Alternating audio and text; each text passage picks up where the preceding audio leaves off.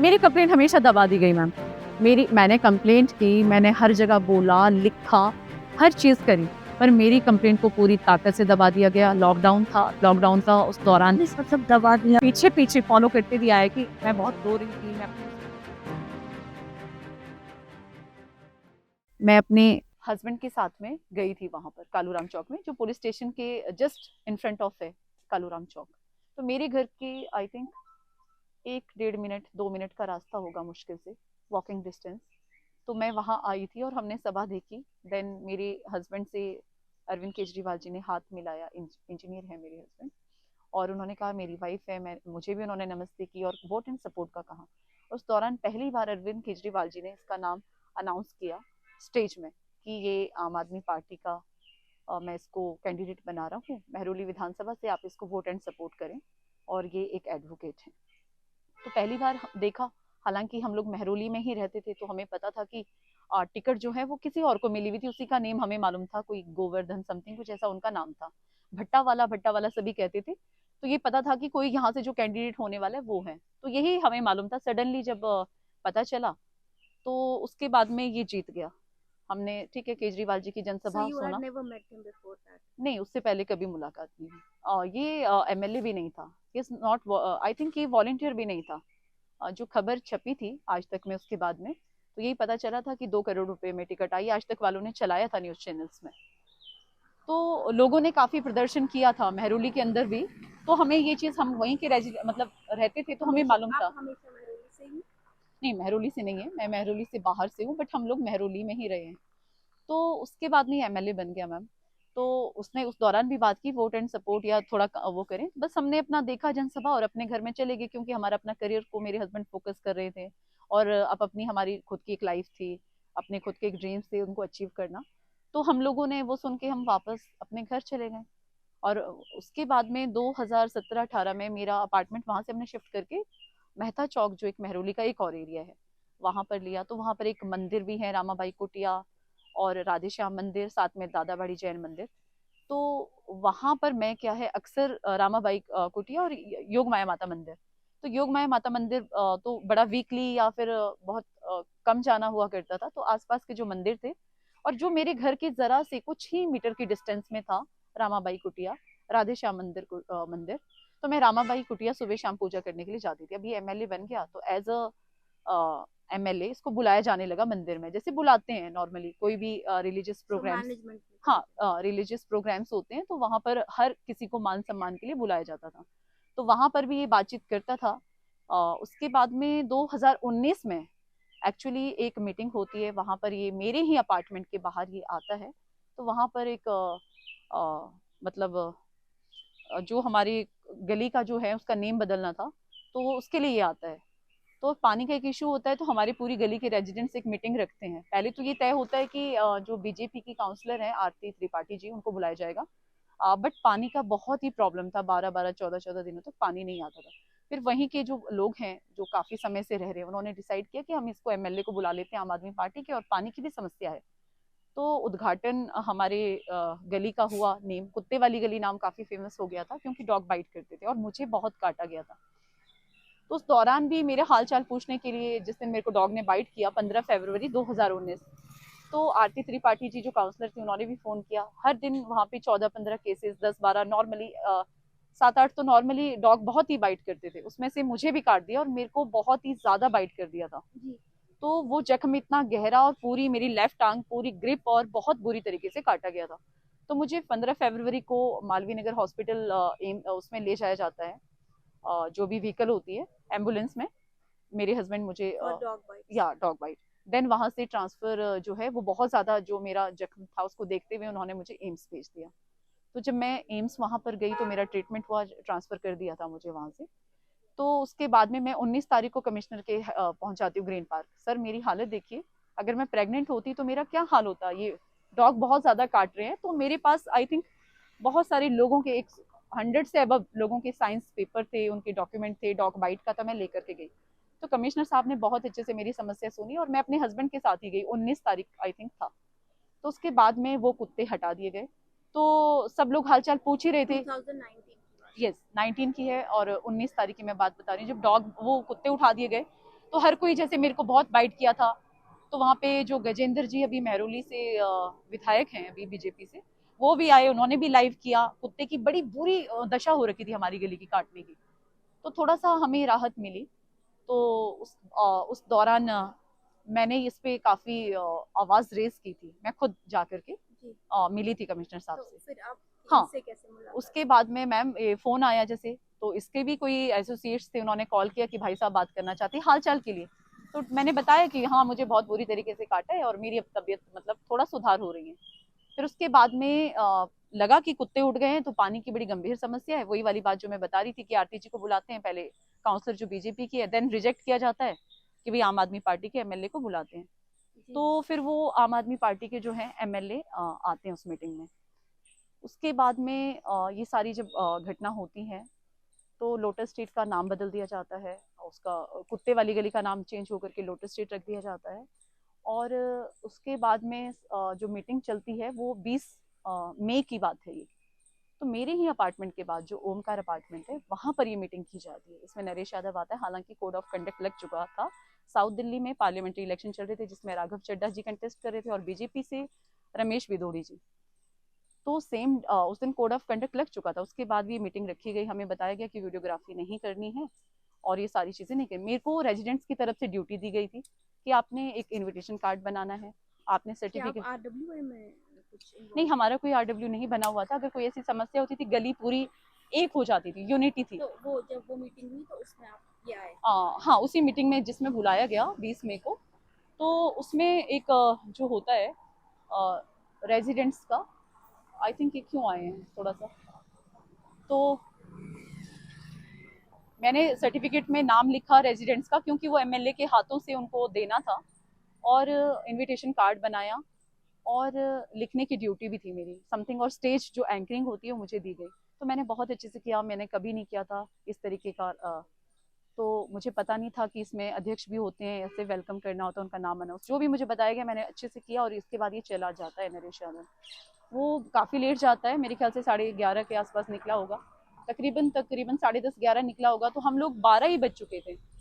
तो मेरे husband scientist जो लाइब्रेरी है कटवरिया सराय, वहाँ पर आईएएस की प्रिपरेशन कर रहे थे, और भी जो गवर्नमेंट एग्जाम्स होते हैं उसकी कम्पिटेटिव एग्जाम की प्रिपरेशन कर रहे थे। वो आते हैं, वो भी नहीं रुकते हैं। हालांकि एक लेडी ने उन्हें रोका भी है, सरिता आंटी जी ने, कि आपकी वाइफ स्टेज में वो कर रही है, तो वो इन चीज़ों को नहीं वैल्यू देते थे, तो गए। हालांकि बाद में जो रुचा एंड इमित हैं, जो दो लोग मेरे हस्बैंड को, जो बहुत सक्सेसफुली हमारा प्रोग्राम हुआ, तो केक देने के लिए मेरे हस्बैंड के लिए ऊपर घर में भी गए, वो इतना उन्होंने रिगार्ड किया। और मैं पूरे टाइम में लगी हुई थी, तो वहाँ पर आपको बोलो ना कि हाँ, मैं बस हो ही गया, कंप्लीट हो गया। देन वो हुआ, उसके बाद में वो लगातार इंसिस्ट करने लगा कि काम करें। मैंने उन्हें फोन करके कहा कि भाई साहब पानी की तो वैसी ही समस्या है, आपने इतनी बड़ी मीटिंग हमने करवाई दी है, बिस्लरी की बोतल से नहा रहे हैं और बहुत ही बुरा हाल है हमारा, टैंकर्स मंगवाए जा रहे हैं पार्टी। तभी उसमें पहले तो नरेश यादव का फोन आता है मुझे। हाँ, नरेश यादव का फोन आता है मुझे, कि वो कहता है मुझे, ही सडनली सेट कि आपको क्या जरूरत है, आप मुझसे डायरेक्ट बात करें ना, आपके लिए एमएलए अवेलेबल है, आपको क्या जरूरत है संजय अरोड़ा जी से बात करने की, जो अध्यक्ष थे, ब्लॉक अध्यक्ष। तो मैंने कहा कि भाई मेरे को तो, भाई मैं उनको पहले से जानती हूँ और मैं वैसे नॉर्मली कॉल नहीं करती हूँ, मैंने फर्स्ट टाइम कॉल किया और सच में बहुत ही हालत खराब है। और अभी समर का वो चल रहा है और 15-15 दिन हो गए पानी नहीं आ रहा है। मैं कहा बिस्लेरी से हम ला रहे हैं। तो उसने कहा कि मैं देखता हूँ, थोड़ा सा पानी में सुधार हुआ। और उसके बाद में भाई साहब ने, जो संजय अरोड़ा जी थे, जो ब्लॉक के अध्यक्ष थे, उन्होंने कैमरास लगाए, क्योंकि डॉग बाइट की वजह से मेरी बिल्डिंग के बाहर भी कैमरा लगा दिया गया। मुझे अच्छा लगा। फिर भाई साहब ने, उन्होंने कहा कि वो अध्यक्ष थे, भाई हम एमएलए को बुलाना चाहते हैं, थोड़ा सा एडवर्टीजमेंट होगा, आगे की जो अपकमिंग इलेक्शन है उसके लिए उनको फायदा मिलेगा कि भाई आप कहिएगा लाइट लग गई, पानी अब हमारा सही कर दिया और कैमरास लगे। तो हमें थैंक यू बोलने के लिए नरेश यादव आया, हम सबको खड़ा करके गली में, तो हमें थैंक यू, और एक तिवारी अंकल जी के घर में थैंक यू करके वीडियो बना दिया गया, तो हमने कर दिया। उसके बाद सडनली फोर्स करने लगा, इंसिस्ट करने लगा कि मेरे उसमें काम करो, काम करो। फिर वो लगातार कॉल करने लगा, फिर फैमिली बैकग्राउंड के बारे में पूछने लगा। जब उसको पता चला कि मेरे हस्बैंड यादव ही हैं और राजनीतिक घराने से हम लोग ताल्लुक रखते हैं, तो उसके बाद में उसने बेटी का रिश्ता हमसे जोड़ा और मेरे हस्बैंड को भाई बोला, और कि भाई आप मेरे जो छोटा भाई पवन है उससे भी आप छोटे हो, आप मेरे भाई हो, और मुझे बेटी बोला। और लगातार ये दावा पे करता रहा कि आपके जो घर है ना, मतलब वहां से मेरी 100% रिश्तेदारी है। तो बट हमने काम से इनकार कर दिया। मेरे हस्बैंड ने भी कहा कि मैंने अपनी वाइफ को नहीं भेजा है और मैंने भी इनकार कर दिया। पर ये बहुत इंसिस्ट करने लगा कि सारे लोग एंटी या परिवार के लोग हैं। कि मैं आपसे ज़्यादा कुछ नहीं माँग रहा हूँ। ये इलेक्शन पता नहीं मुझे टिकट मिले ना मिले, बस मैं चाहता हूँ कि आप सपोर्ट करें और थोड़ा-सा बस 2-4 महीने दे दो, आप परिवार का पार्ट हो। फिर भी हमने डिनाई किया। बट एक बार कुछ ऐसा प्रोग्राम था, तो वहाँ पर हम लोग गए थे। नरेश यादव को भी वहाँ पर आया था। तो फर्स्ट एंड लास्ट बार मेरे हस्बैंड से वहीं पर इसकी मुलाकात होती है।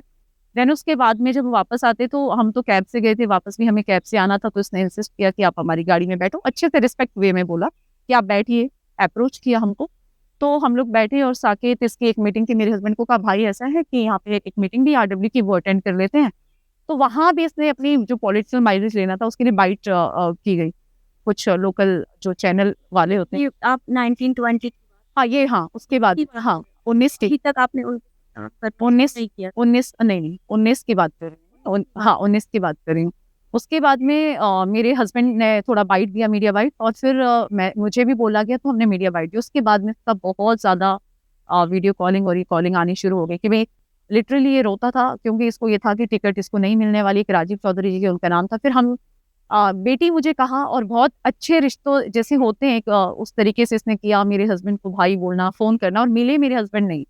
और फिर एक बार ये स्टिकर लगाने के लिए भी मेरे घर पे आए। मेरे हस्बैंड तब भी नहीं मिले, हालाँकि घर पे थे, और उन्होंने मुझे फ़ोन में कहा कि कह देना कि मैं यहाँ हूँ नहीं।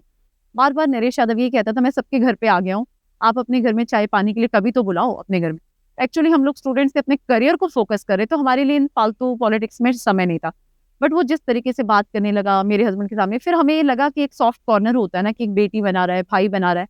एक हृदय पिघल ही गया एक समय के बाद में, जब बार-बार सेम चीज़ रिपीट और रिक्वेस्ट फॉर्म में करने लगा, मल्टीपल टाइम्स बोलने लगा। फिर अलाउ किया कि मेरी एक शर्त रखी गई। मेरे हस्बैंड ने कहा कि मेरे परिवार से इतने राजनीतिक फैमिली है, मैं कभी नहीं गया। हमने वहाँ भी कोई इस तरीके से सपोर्ट या कैंपेनिंग घर से नहीं गए। पर मेरी बेटी है, बेटी को भेजो, बेटी को भेजो, इस तरीके से इतना भी नहीं करोगे। फिर मेरा भी थोड़ा हस्बैंड ने अलाउ कर दिया। तो उन्होंने एक ही शर्त रखी, इसने कहा कि मेरी रिस्पॉन्सिबिलिटी है, मेरी बेटी है, मेरी ज़िम्मेदारी है, आप चिंता मत करो।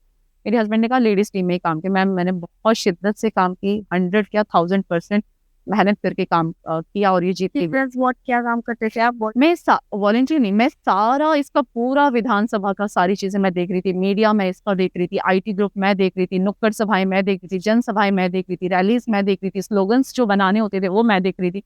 एवरीथिंग मैं देख रही थी। फिर क्या हुआ? उसके बाद में बहुत अच्छे से मैंने काम किया। उसके बाद 25 दिसंबर को 25 दिसंबर को एक बहुत बड़ी जनसभा होती है। उसमें उस दिन इसने कहा कि बेटी ऐसी बात है, बेटा ऐसी बात है, यहीं से तुम्हारे डैडी का फाइनल होगा टिकट का। तो इतनी क्राउड आनी चाहिए, मैंने उसके लिए इतनी मेहनत करी। मैं सुबह 6 बजे से और कई दिनों से मेहनत करी थी, रात के 12-12 बजे तक हम लोग इसके लिए क्राउड की आना ही आना है। अरविंद केजरीवाल जी ने आना था, तो उनको दिखाना था कि भई लोग इसको बहुत लाइक करते हैं, इतना क्राउड इकट्ठा करना था।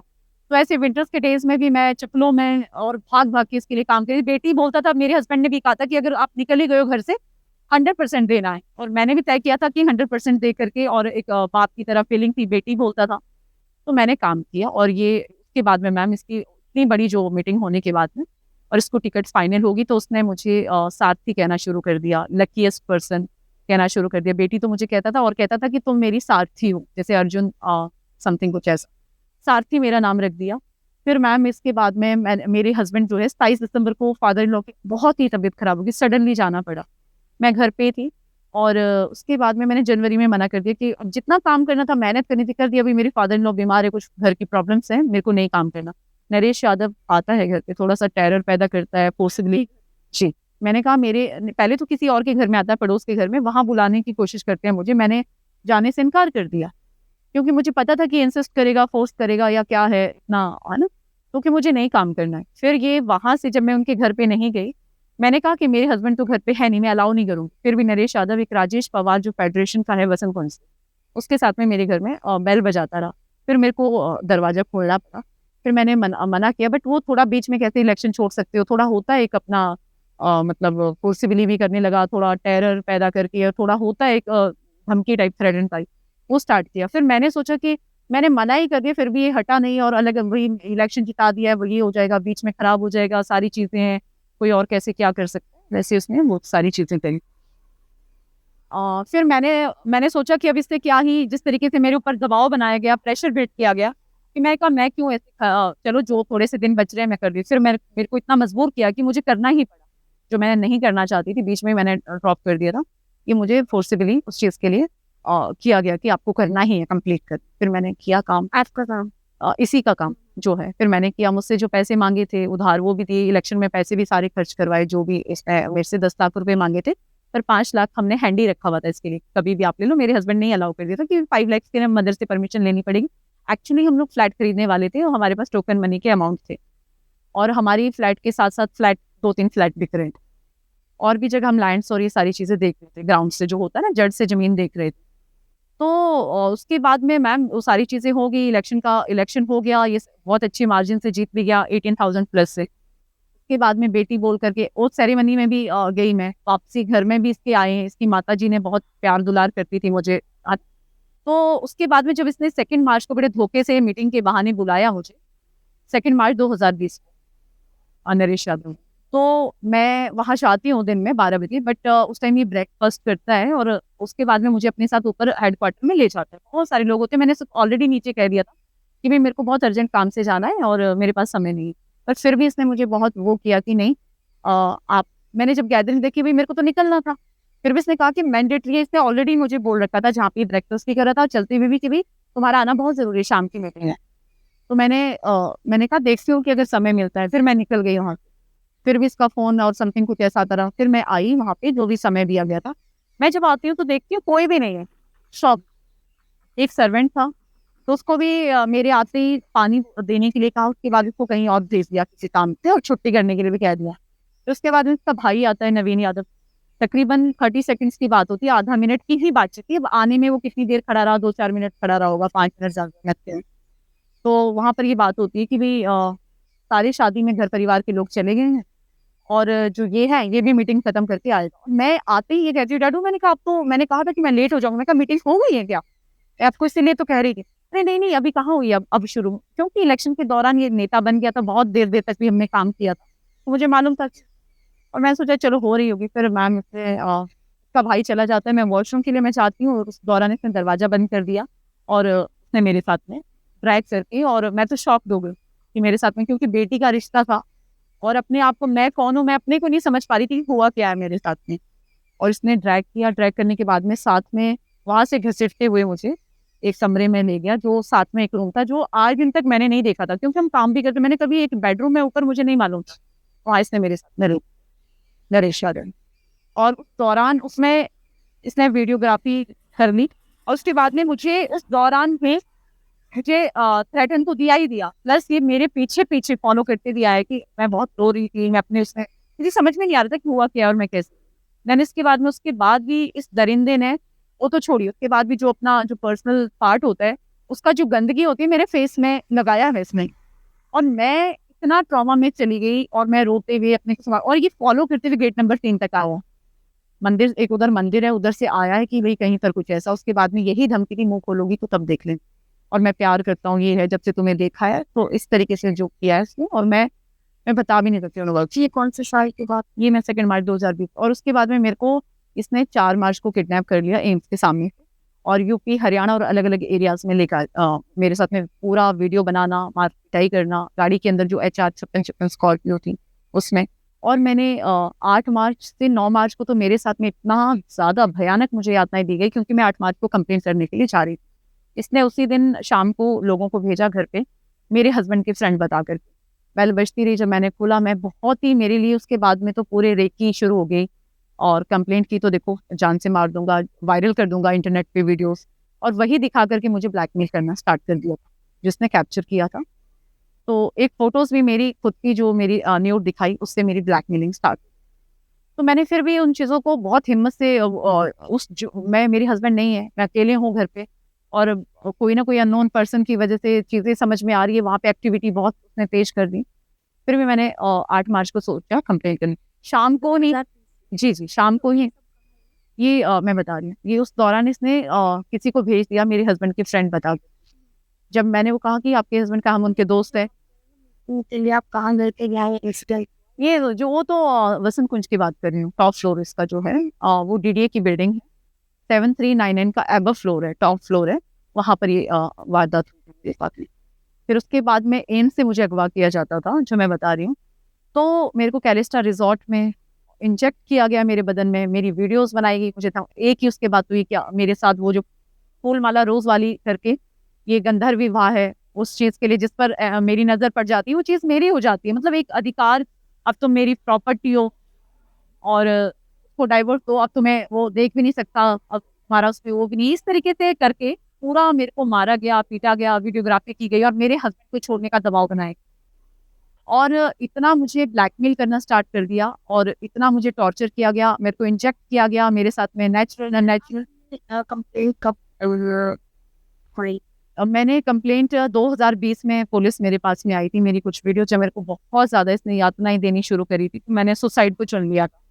ये बात है 8 मार्च की भी, 8 और 9 मार्च की बात करें, 10 और 11 मार्च को तो यही है जो आप मेरी कंप्लेंट की कॉपी, क्योंकि मैं लगातार वही चीजें बता रही हूँ रिपीटेडली, तो आप मेरी कंप्लेंट की कॉपी में देखेंगे 9 मार्च को, 10 से 11 मार्च वाला भी मेरा बहुत ही भयंकर है। 11 मार्च को मैंने सुसाइड चुना अपना, कैलिस्टा रिजॉर्ट से मुझे फिर एयरपोर्ट वहां से करके उसके बाद में मुझे एक निकुंज रिजॉर्ट में बतिया गया। जैसे कंप्लेंट के बाद आप कह रहे हैं मेरी कंप्लेंट हमेशा दबा दी गई मैम।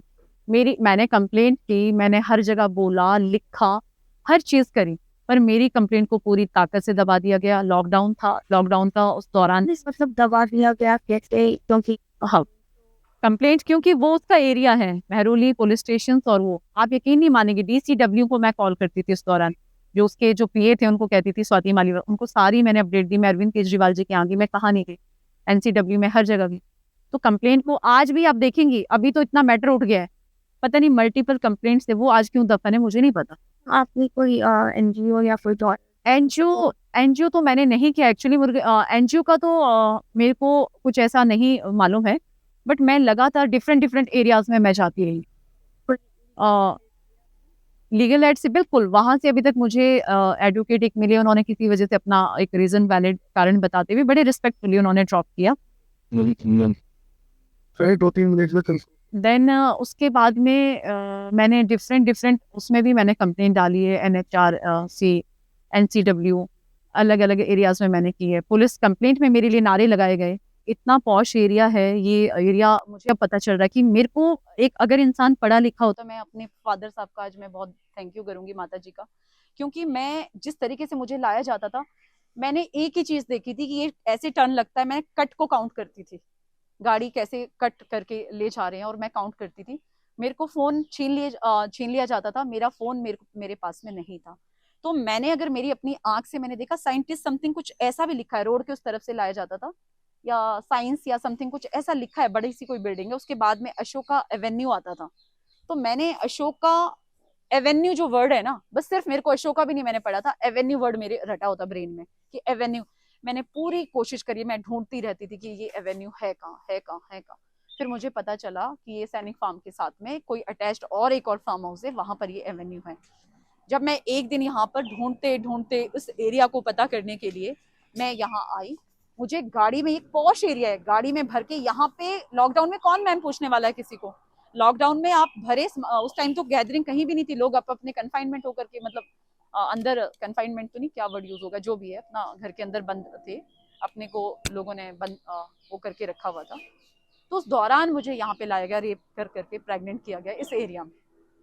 ये कहानी यहाँ पर है, और यहीं पर जो मैंने कोई भी शादी को मैंने इसकी स्वीकार नहीं किया, तो इसी फार्म हाउस में जो है मैरिज उस दरिंदे इंसान ने की मेरे साथ, जो ये फार्म हाउस है, और यहीं पर इस व्यक्ति ने मुझे प्रेग्नेंट किया। कोई फोन अलाउड नहीं, कुछ नहीं। उसके बाद में यहाँ पर जो यातना मुझे दी गई, जो मुझे मेरे साथ में बर्बरता की गई, यहाँ पे लड़के हुआ करते थे, और मैंने कहा कि जैसे मैंने वॉल से कूद के अपने आप को भागने की भी कोशिश की, तो वापस जो मेरे साथ यहाँ पर बर्बरता की गई और इस तरीके से प्रेग्नेंट किया गया, और ऐसे मेरे परिवार के पास जाने से, मैं बता रही हूँ भाई साहब, जो आप कर रहे थे ऐसे रोका गया था, आप समझ रहे हैं, और इस तरीके से ये शादी मनवाई गई थी। तो पुलिस के पास आप अप्रोच किया? आप चलिए ना मेरे साथ, अगर आपकी पुलिस सुनते हैं, आप चलिए मेरे साथ, मैं दिखाती हूँ पुलिस का हाल, आपको दिखाती हूँ, इवन कोर्ट का हाल दिखाती हूँ। मैं DLSC के लिए एडवोकेट करने के लिए गई थी।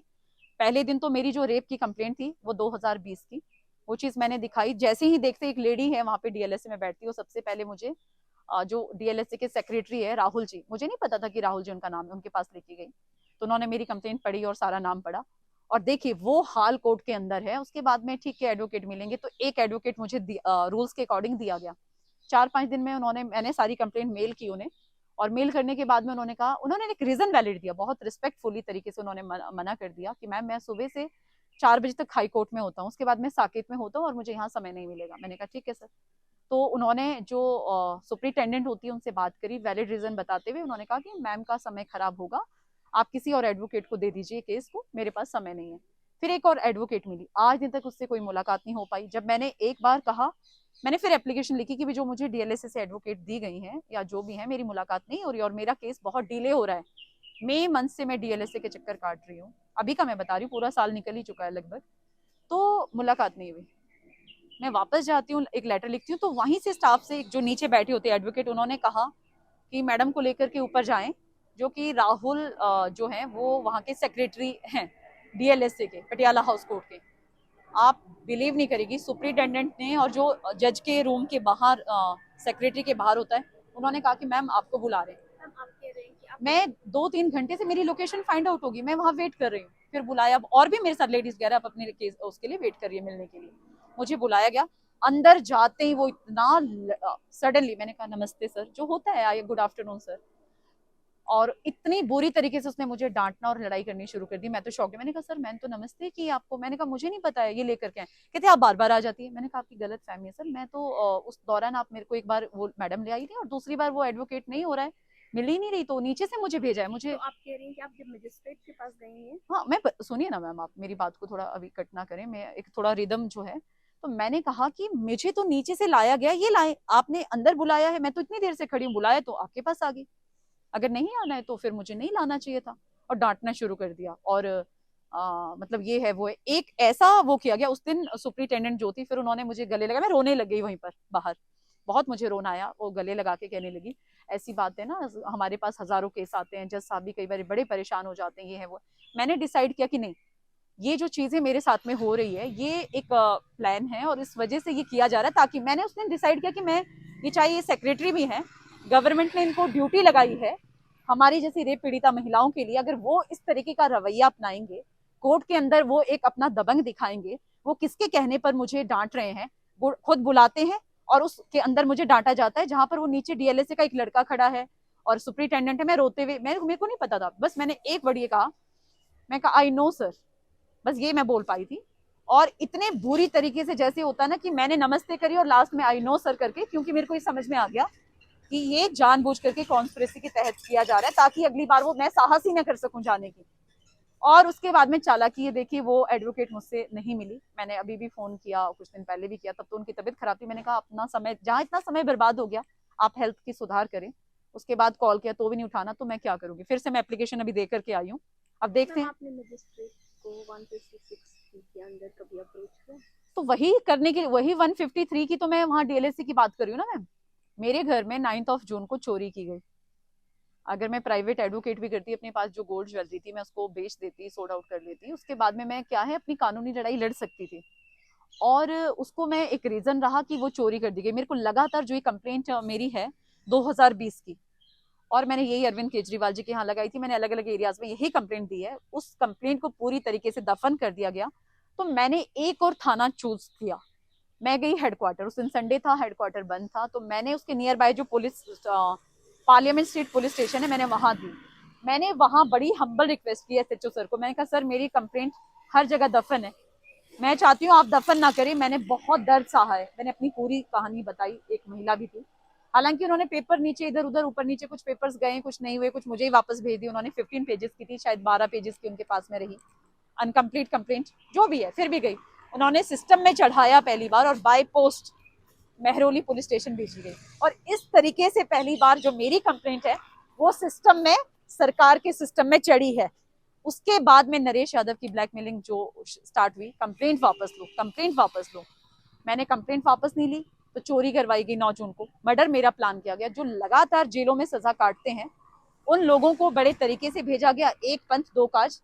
वो एक नॉर्मल चोरी नहीं थी, वो एक मर्डर प्लान किया गया था कि ये दिखा दिया जाए पूरे लोगों में कि भाई ऐसे चोरी के दौरान महिला को जान से मार दिया गया। तो मजिस्ट्रेट के सामने एप्लीकेशन फाइल नहीं हुई नहीं अभी तो डीएलएसए के एडवोकेट देखिए, मैं बता तो रही हूँ, अभी तक मेरे से मुलाकात ही नहीं हो पाई है। मैंने अपना मेल कर दिया उन्हें, पहले जो मिले थे उनको भी मेल कर दिया है, अब देखते हैं, लेट्स सी क्या होता है। अभी भी मैं लेटर लगा के आई हूँ। एक इंसान जिसका सब कुछ लुट गया है, उसके पास इतने पैसे हैं कि वो नेप सराय से डेली पटियाला हाउस जाए। मेरा क्राइम जो फर्स्ट हुआ है वो वसंत कुंज में हुआ है, उसकी वजह से जो जुरिडिक्शन है वो पटियाला हाउस पड़ रहा है। तो मैं कैसे मैं चाहूंगी, कैसे मेरे लिए पॉसिबल है? मेरा ये वाला पार्ट बॉडी का एक टाइम तो काम करना ही बंद कर रहा था, अब मैं फिर से थोड़ा अपना मेडिसिन और सारी चीजें लेकर के मैं दोबारा लड़ाई लड़ रही हूँ। तो कैसे पॉसिबल है? आप डेली वहां जाएं और आपसे कोई मिले भी ना, आप क्या करने चाहेंगे? तो आप कह रहे हो कि आप जो आप कह रही है ना कि जो मैं मैजिस्ट्रेट वाला, हाँ मैं आपसे पूछ जी रही जी हूँ, मैं जी, कह रही हूँ मैं कह रही हूँ कि आप ये कह रहे हैं कि आप मजिस्ट्रेट के पास वो एप्लीकेशन डायरेक्टली फाइल करना चाह रहे हैं पर वो हो नहीं पा रहा है। नहीं हो पा रही, मैं उसी के लिए लगी हूँ। मैं, अरे काम करिए ना आप। अगर आपको गवर्नमेंट ने हमारे लिए, जैसी जो महिला प्रताड़ित है उसी के लिए करोड़ों रुपए खर्च किए जाते, मैं इस बार ये बोल करके आई, करोड़ों रुपए खर्च किए जाते हैं। मैं चाहे कुछ भी है, मेरे फादर साहब ने कलम दी, मैं भी इतनी नॉलेज रखती हूँ, क्यों नहीं मिलना हो रहा है? कुछ तो कारण है। कंप्लेंट मेरी पड़ी हुई है, पूरी सेटिंग चल रही है वहां पर, हर जगह सारी चीजें चल रही हैं। जो मैंने कहा 9 जून को, फिर भी आप मैं जा रहे हो पर कोई मिल नहीं रहा आपसे, मिल तो रहे हैं, एक्सक्यूजेस बना रहे हैं। एक्सक्यूज टाल मटोली चल रही है, बहुत पूरा एक कॉन्स्पिरेसी चल रही है। फिर 9 जून को जब मैं नहीं हारी, मेरी गोल्ड की चोरी से भी मैं डगमगाई नहीं, उस नेता ने 9 जून को चोरी करने के बाद में फिर भी लगातार प्रेशर बिल्ड करता रहा कंप्लेंट वापस लेने की। बहुत सारे लोगों को उसने भेजना स्टार्ट किया, बहुत सारे लोगों को किया, मैं डगमगाई नहीं, मुझे थ्रेटन दिया गया। ये अभी की बात करी 2025 की, जो उस कंप्लेंट को फिर से मैंने लगाई है उसकी बात करी। मैंने NHRC में लगाई है, मैंने NCW में लगाई है, मैंने CM गुप्ता को मेल किया है, जहां मैं हेडक्वार्टर में मैंने दी है, DCP पार्लियामेंट स्ट्रीट, DCP हौज घास, DCP Vasant Vihar, police SHO, सारे तो हो ही गए, और कहाँ नहीं दिए मैम। पूरे 5 साल में क्या घटनाक्रम हुआ था वो एक बार आप संक्षिप्त में बताइए। संक्षेप में यही है कि हम लोग मेरे हस्बैंड और मैं बहुत हैप्पीली मैरिड लाइफ को जी रहे थे, और अपने अपने जो आगे का फ्यूचर है उसको फोकस कर रहे थे, जो हमारा करियर है उसको बनाने के लिए फोकस कर रहे थे। हम मेहरौली में ही हम थे, और मेरे हस्बैंड इंजीनियर हैं, और उसकी एक अपनी तैयारी भी कर रहे थे, उनको आगे IAS की प्रिपरेशन कर रहे थे। बट मैम बाद में क्या हुआ था आपके साथ? अच्छा, जब सारी जब चीजें, हाँ, सारी चीजें हो गई थी, उसके बाद क्या हुआ था? ये क्राइम जो लगातार मेरे साथ में होता रहा, 2022, 23, 24 में क्या हुआ था? मैं आपने देखा है, जो आपको मैंने घर दिखाया किस तरीके से मेरे साथ वहां मार पिटाई हुई। जब भी मैं लड़ाई करने के लिए अपनी ट्रॉमा जो दिया जाता था, मैं उससे उठती थी, खड़ी उठती थी, मैं लड़ाई लड़ती थी। 10-12 मर्दों को ला करके गाड़ी में भर के उस घर में लाया जाता था, और जब मैं दरवाजा नहीं खोलती थी, पुलिस है ना, पुलिस, आप किस पर विश्वास करेंगे, पुलिस दरवाजा तोड़ती थी। अगर आपका पुलिस दरवाजा तोड़ रही है तो आप क्या करेंगे?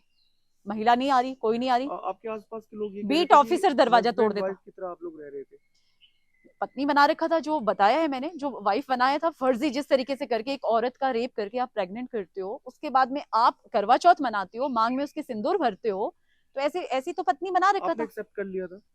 मैंने बिल्कुल भी एक्सेप्ट नहीं किया था। एक फोर्सिबली इसने जो किया था वो सारा फोर्स, मैं लड़ाई लड़ती थी। मैंने कहा मैं 2025 में भी रोड पर थी, 2024 में भी मैं रोड पे थी, 23 में भी थी।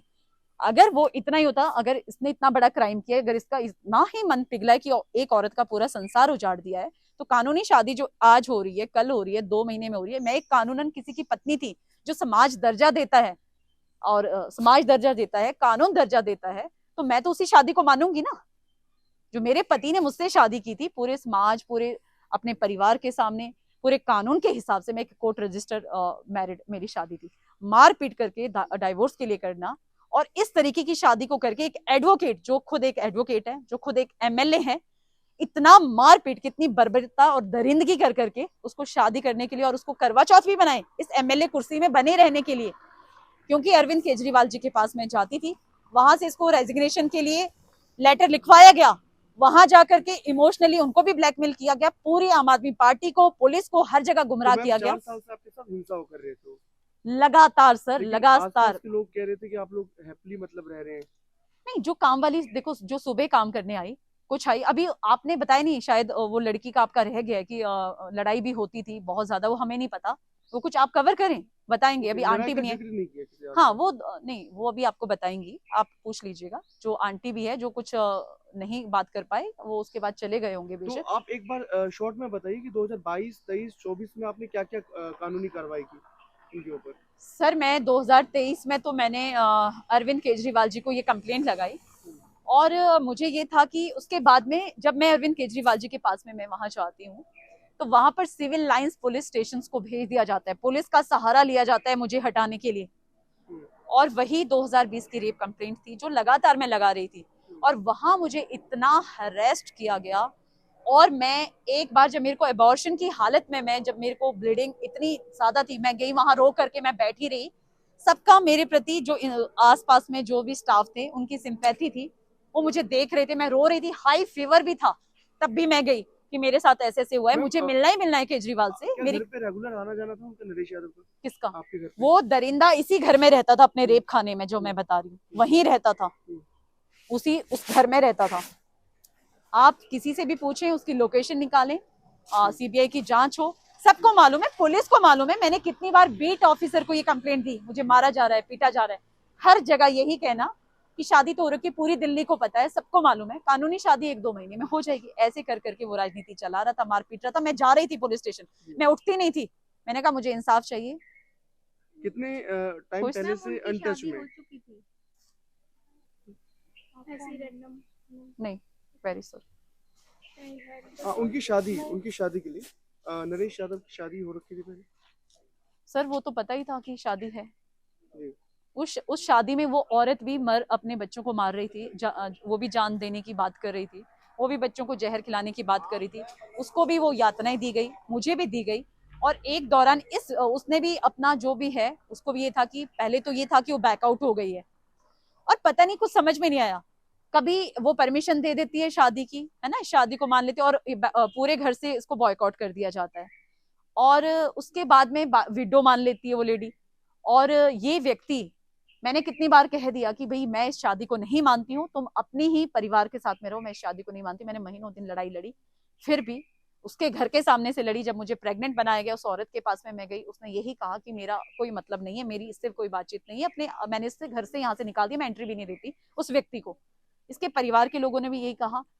मेहरौली जो एसएचओ है, मेरी एफआईआर लॉन्च करना चाह रहे थे, तो जब मेरे मेहरौली एसएचओ एफआईआर लॉन्च कर रहे थे तो उनको भी रोका गया। मेरी कंप्लेंट बहुत स्मार्टली डीसीपी के थ्रू और एज ए जुरिडिक्शन बनाकर दिया, क्योंकि लास्ट दिन तक क्राइम जो हो रहा था इसके रेप खाने में हो रहा था, आप फर्स्ट और लास्ट तो देखेंगे। और मैं बीट ऑफिसर को कंप्लेंट देती थी, वो बीट ऑफिसर डायरेक्ट फ़ोन करके उनको बता देते थे, और जो मुझे मारा पीटा जाता था, फिर आपको जख्म दिए जाते थे, आपको मारा पीटा जाता था। और दरवाजा अगर आप ना खोलो, बीट ऑफिसर आकर के दरवाजा तोड़ता था। तारा चंद, आज भी मुझे नाम है। हमने स्क्रीनशॉट्स देखे जिसमें आपकी इंटरेक्शन उनके साथ, मतलब ऐसे ही कुछ इंटरेक्शंस जो 2020 के बाद भी है, 22 के बाद भी है, इनफैक्ट 24 के भी हमने देखे। तो वो किस तरह के, मतलब वो कैसी? मैंने कहा ना, आपका इनके साथ कब से बिल्कुल आउट ऑफ कांटेक्ट हो गया?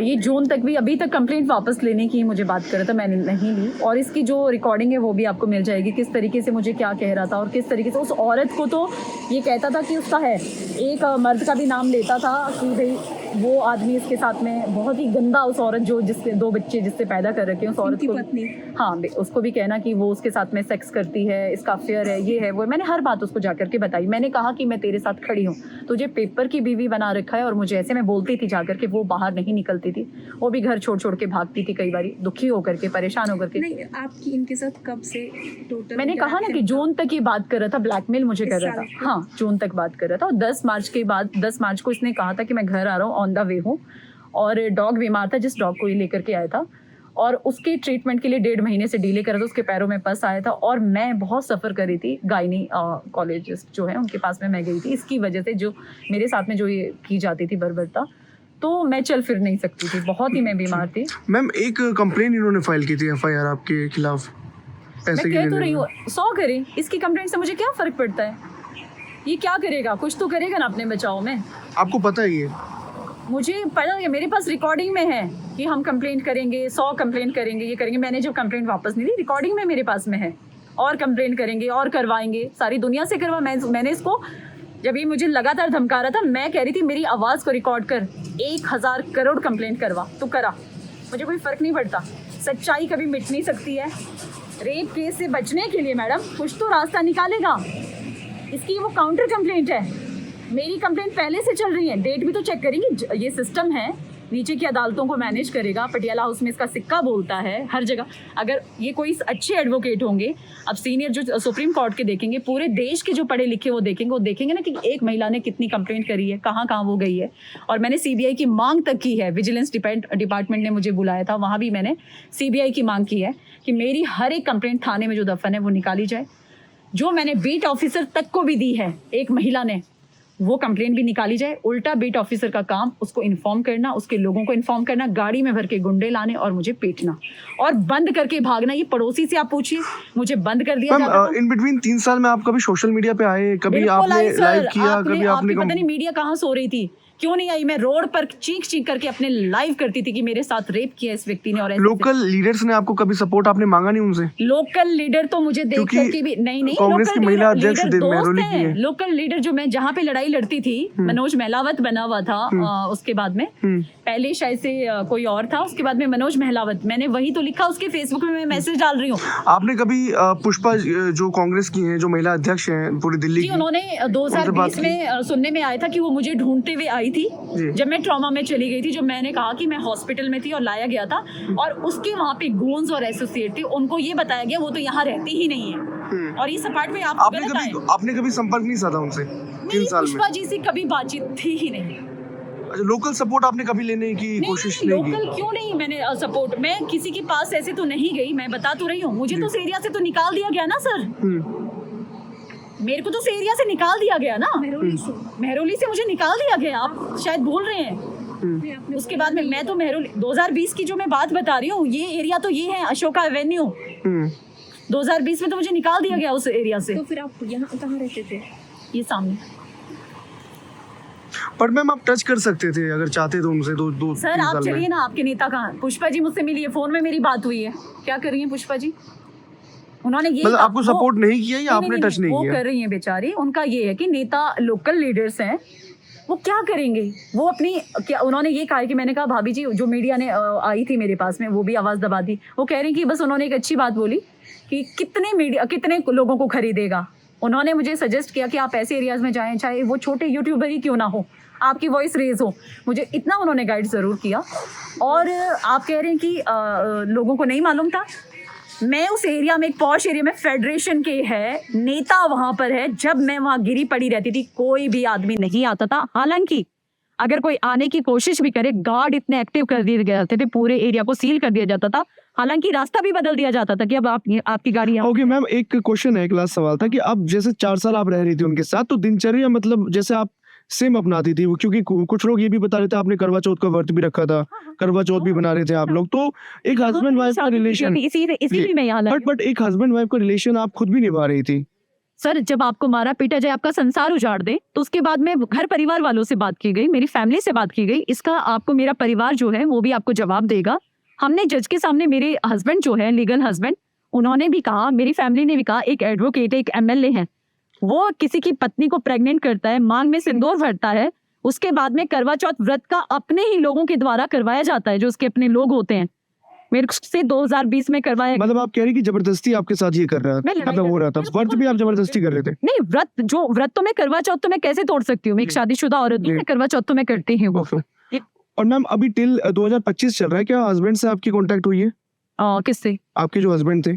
मेरी 2020 के बाद से कोई बातचीत नहीं हुई है। अगर इस बार में 2025 में जब मारपीट करके, मैंने 2022 की भी आपको इसकी रिकॉर्डिंग दिखाई है, डाइवोर्स लाओ मैसेज दिखाए, 23 की मैंने दिखाई है, तो मैं जब मेरे को मारा पीटा जाता था, तो सुनिए ये भी मजे की बात ये कि 2021 में इसका कोई एसोसिएट है, नरेश यादव बैठा होता है, स्पीकर में बात करते हैं और ये कहता है, वो रिकॉर्डिंग आपके पास में मैं जल्द लाने वाली हूँ, उसमें ये कहता है कि मामा जी, जो मेरे हस्बैंड के मामा जी होते, ये शादी तो कर ली है, भाई साहब ये कह रहे हैं कि अगले महीने ना लीगल मैरिज हमें करनी है और जल्दी से जल्दी हमें चाहिए। उन्होंने कहा कि तुमने एक औरत को इस तरीके से शादी करी है, प्रेग्नेंट कर रखा है उस औरत को, भाई अब शादी भी अगर लीगल करे तो अच्छी बात है, करो, हम कहाँ मना करें, डिक्री अगर आपको चाहिए तो लेनी ही चाहिए, गलत नहीं कहा उन्होंने। तो अबॉर्शन वगैरह का मैम आपके पास कुछ मतलब ऐसे प्रूफ है? हाँ, इसने हाइट तरीके से फोर्टिस से करवाया, कहते हैं कुछ तो सबूत। ये वसंत कुंज? हाँ जी, फोर्टिस हॉस्पिटल। हाँ, तो उसके स्लिप्स वगैरह कुछ आपके पास? जो कुछ भी है, मैं यहाँ तो कुछ डिस्क्लोज नहीं, मतलब आपके पास है जी, जो कुछ होगा, जो भी होगा, ये कहते हैं ना कि बहुत सारे अगर सीबीआई में वो करे तो बाल की भी खाल उखाड़ के ले आती है, तो लेकर के आएंगे। मैम अभी तो आपके हस्बैंड है जो आपके वो ट्रॉमा में चले गए, जो मेरे साथ वो मेरे को बचाने के चक्कर में। बाकी आप मेरे अगर इंटरव्यूज आप देखेंगे तो मेरे परिवार से भी, जब 2020 में मेरा परिवार मुझे बचाने की कोशिश कर रहा था, पूरी ताकत से बचा रहा था। मैंने अभी इंटरव्यू में बताया भी था किस तरीके से वो मुझे बचा रहे थे। लॉकडाउन का समय था, सारे ट्रांसपोर्ट ठप थे, फिर भी उन्होंने मेरे लिए कोई प्लेन या समथिंग कुछ इस तरीके से अरेंजमेंट किया था। उस दौरान जब मुझे एक हॉस्पिटल में ट्रीटमेंट चल रहा था, तो जब मैं वापस आती हूँ, पूरे अपने लोगों से कन्फाइनमेंट करके रखा जाता है। पूरा इसमें ये था कि अभी इसका परिवार यहाँ से इसको कर रहा है, और मेरी लड़ाई जो है बाकी मेरी फैमिली, ससुराल वाले और मेरे एक्स जो मेरे हस्बैंड है वो लड़ने वाले हैं। तो उस दौरान मैंने कहा ना, ये प्रेग्नेंट कर दिया गया उस दौरान। तो उसके बाद मेरा सारा खेल खत्म हो गया, और उल्टा फोन करके ये कहा गया। तो जब एक एमएलए, जो एक नेता है, एक एमएलए है, वो इस तरीके की शादी करता है, उसी रेप के ड्यूरिंग प्रेग्नेंट करता है, और फिर शादी के लिए कि भाई मैंने तो कर ली है, अब मुझे डिक्री चाहिए अपनी इस एमएलए शिप में बने रहने के लिए, ताकि उधर से मेरा रिश्ता लीगली भी। 3 बार उन्होंने बुलाया, इसने खुद से समय लिया, 3 बार बुलाया, उसके बाद ये नहीं कहा। तो उन्होंने कहा फ्रॉड है, समय आएगा हम जवाब देंगे। एक औरत को फंसा के रखना है और लीगल करना नहीं है। और उन्होंने तो बुलाया, तुमने रेप किया है, हम तो कानूनी लड़ाई भी लड़ रहे हैं। कि हस्बैंड अभी आपके साथ है, मैं वो पूछना चाहती हूँ। मेरी बातचीत है ही नहीं ना मैम, वो ट्रॉमा में रहे 3 साल। अभी कोर्ट में जब इसने धक्के मारे, बहुत मुश्किल से परिवार के द्वारा उनको कोर्ट में खड़ा किया गया था। तो जब जज साहब ने पूछा कि शादी कैसे टूटी है, क्या है, तो मैंने जो मेरे साथ रेप हुआ था वो बात बताई, और हमारी कोई लड़ाई नहीं थी ये बताया। सपने में भी नहीं सोचा था कि हमारी कभी ये शादी टूटेगी। एक दरिंदे ने कैसे शादी तोड़ी है वो बताई। उस लड़के ने जब वहां पर पहली बार बोला कि मुझे जान से खत्म कर दिया था, मैं तो कभी भी सुसाइड आज भी कर सकता हूँ। जब मैंने जज साहब के बाहर मैंने पूछा, मैंने कहा क्या आप मैं लड़ाई जो मैं लड़ रही हूँ आप करें, उन्होंने एक ही शब्द कहा कि वो बहुत पावरफुल है, और मैं इस बारे में बात भी नहीं करना चाहता। मैं ट्रॉमा होता है मुझे, मैं ट्रॉमा से निकल के आया हूँ। मैम एक लास्ट सवाल ये था कि 5 साल से मैम इस चीज को, क्योंकि अभी इलेक्शन भी रिसेंटली गया है, तो 5 साल से ये मामला मतलब ये बहुत ज्यादा कंप्रेस मेहरौली के अंदर मैंने लड़ाई लड़ी, पूरी मेहरौली सड़क में, मेहता चौक की सड़कों में मैं पड़ी हुई थी सर। वहां से मैंने लड़ाई लड़ी है मेहता चौक की सड़कों में 2022 में। आप 25 की बात ना करें, मुझे वहां से मेहता चौक की सड़कों से घसीटते हुए, जो परवीन मिड्डा की जो वाइफ वगैरह है, जो उनके लोग हैं लेडीज, उनके द्वारा खींच करके, ताकि रोड में किसी को नजर ना आए, वहां से मुझे प्रेग्नेंट कर रखा इस रेपिस्ट इंसान ने, और वहां से मुझे पार्किंग स्पेस में फेंका गया। वो मनी का एलिगेशन लगा रहे हैं आपके ऊपर, क्या पैसे की डिमांड कर रही है? मतलब मैं एक राजनीतिक घराने परिवार की, इसने पैसे लिए आज दिन तक जो वापस नहीं किया है।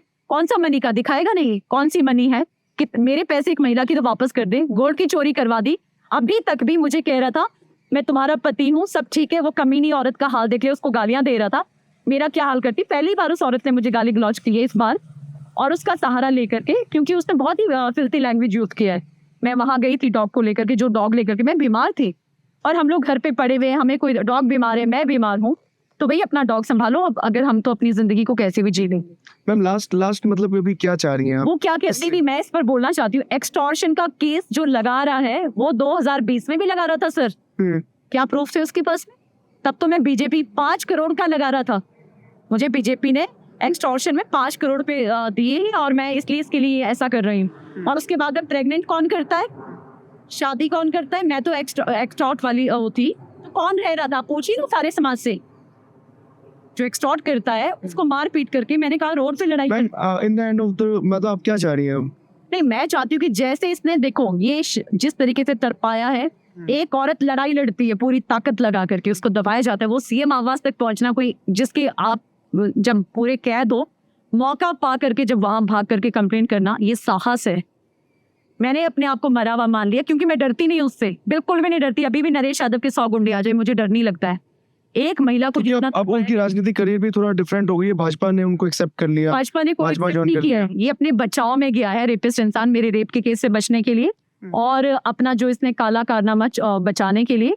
और पंजाब की कुरान बेअदबी में भी ये आपको पता है कन्विक्ट हुआ था, उस चीज से ये बचने के लिए गया है। और जब बीजेपी ने अरविंद केजरीवाल जी ने मेरी वजह से इसको किक आउट किया, और जो मेरी सारे लोगों ने मेरी समस्या उठाई है, और जब भी इसको टिकट मिली तो सबसे पहले मेरे फोटो और वीडियोस ही चलाए गए। एक महिला, मैंने हर जगह से मुझे फोटो वीडियोस हटाने के लिए कहा गया, नरेश यादव के कहने पर इसने अपने एडवोकेट भी कहा कि फोटो वीडियोस हटाओ, मैंने नहीं हटाया आज दिन तक, मुझे नहीं हटाना है, मैंने कोई भी चीज कहीं से नहीं हटाई है।